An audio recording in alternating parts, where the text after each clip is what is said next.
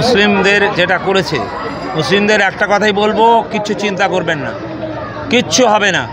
এসব বদমাইশি হলো। 223-এ আমরা জিতে যাচ্ছিলাম, 292 কী করে হলো? 6বার আমাদের উইকেট করেছে, 6বার। এবং মমতাদি বলেছেন সারা জীবনের মধ্যে যেটা হয়েছে সেটাকে আমি করতে দেবো না। কোনো কারণে এটা নোংরামি হচ্ছে।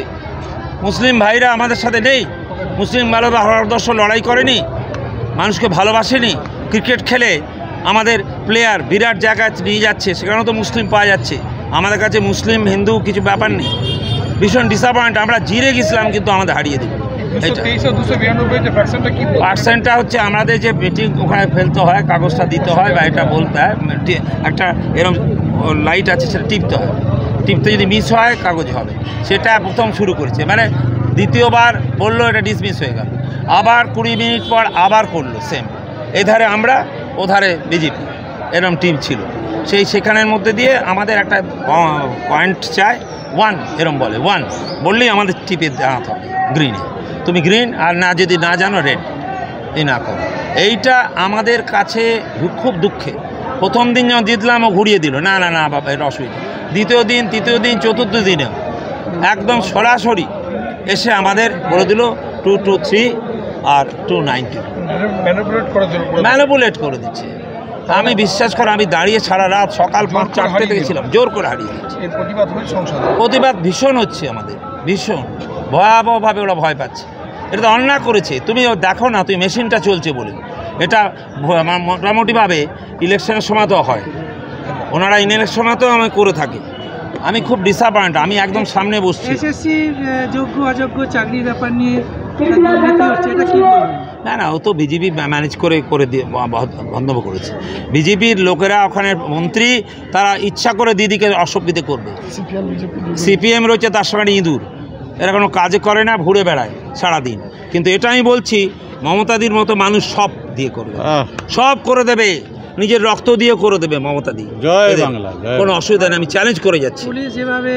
পুলিশ কিচ্ছু করেনি, পুলিশের পাটা শিক্ষকের মতো হয়নি ভাই। এরকম উঠতে যে গেছে, আমি ফুটবলার, পাটা একটু এইরকম হয়েছে, ও মারতে যায়নি। আর ওদের অবস্থা বলো, ওরা কাজ করে যেখানে, সেখানে দাঁড়িয়ে মার ধর করলে ডিআইকে আসবে কেন? ডিআইয়ের কাছে কেন? ডিআইয়ের কাছে আসবে তুই বলো তো? কেন? আমরা ঠিক করে নিয়েছি, মন্ত্রী বলেছেন যে আমরা একসাথে, আপনারা আসুন, আপনাদের সব ব্যবস্থা আমরা করব। হ্যাঁ, কেন এটা হবে? আজকে মিটিং চলছে, কিন্তু সেদিন উনি কেন ডিআইতে যাবেন? আপনাদের কষ্ট হচ্ছে আমরা জানি, কিন্তু দিদি আগেও বলে দিয়েছে কোনো চিন্তা নেই, আমি যখন আছি আমি তোমাদের সব করব, কোনো অসুবিধা নেই। সমাধান কি হবে? সমাধান চাকরি আমরা করে দেবে, দিদি করে দেবে। হ্যাঁ, আর অত বড় লোকজন লাফালাফি করছে কেন ভাই? কি অন্যায় করেছে সবাইকে নিয়ে? এইটা কিন্তু পুরোপুরিভাবে মমতাদি দেখিয়ে দিয়েছে। হবে একটু টাইম হবে, কবে আমরা কেট করবো, আমরা জিজ্ঞাসা করবো কি হচ্ছে, ইয়ার কি হচ্ছে না, কীভাবে সবকে সরিয়ে দিলাম, একে হারিয়ে দিলাম, একে গ্যাসে দিয়ে দিলাম ঢুকিয়ে। কোথায় ভাই? অর্ধেক লোক তো আমাদের সবাইকে ফিরে আসতে হচ্ছে। হ্যাঁ, জেলে করে এই টিমকে হারাতে চাইছেন, তৃণমূলকে হারাতে পারবেন না, তৃণমূলকে হারাতে পারবেন না, আমি চ্যালেঞ্জ করছি। যতদিন মমতা থাকবে, জয় বাংলা, যতদিন।